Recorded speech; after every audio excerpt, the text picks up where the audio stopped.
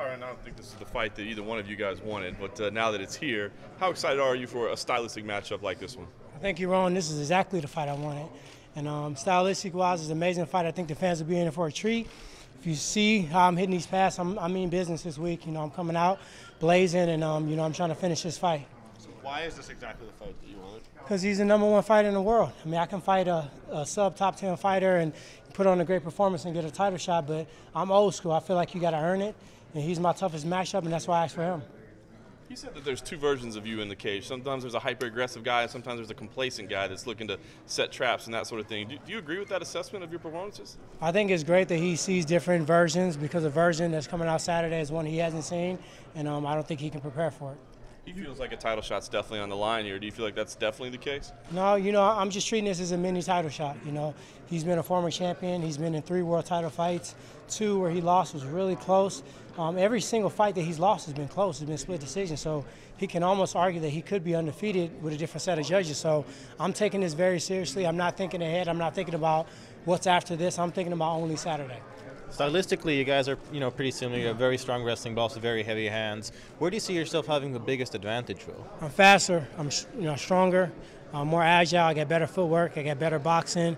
I'm hungrier. I haven't tasted the world title. I don't know how the belt feels around my waist. I think that's my competitive edge. We talked about you wanting to have that coach that presses you and puts you through things. Duke was one of the guys that you looked at and you said, okay, we're packing up, we're going up. What's this camp been like? What's that relationship like right now? It's been amazing. Sometimes you got to realize where you are as a fighter. Sometimes when you're coming up as a youthful fighter, you got to get the rites of passage. You got to go through all these crazy workouts and all these crazy sparring sessions. I'm a veteran now, and I think I'm going to show that on Saturday. I did what I needed to do for this fight. I pushed myself to the max. I did the proper amount of sparring, the proper amount of pads, the proper amount of strength conditioning. I think I did everything right this time around. My weight's amazing. I already hit the 70s, and I'm still cracking, so I feel good.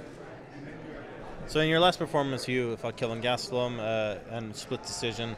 How did you feel about that fight, and what was the biggest takeaway that you had from it? I don't know where he won around at, so the split decision is kind of hilarious.